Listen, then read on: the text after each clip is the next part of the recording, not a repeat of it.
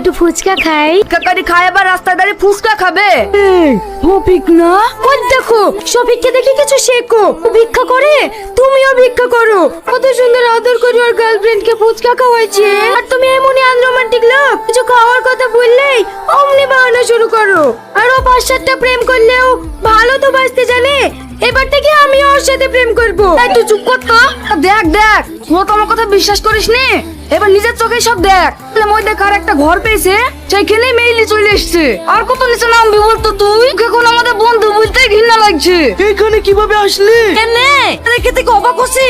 অবাক তো হবে, হাতে নাতে ধরা পড়েছে যে। করে টুরে এইভাবে চিল্লাসনি, শরীরের অবস্থা খুবই খারাপ। যদি আমাকে কিছু বলার থাকে একটু সাইডে চ। শুনে নেবে বলে ভয় লাগছে? শুদ্ধ শুনো, কতগুলো মেয়ের সাথে সম্পর্ক আছে, মানে লেগেই তো এসছি। এসব কি বলছে? ও কিছু না, মেয়েটাকে কান দিও না, একটু ঘুমানো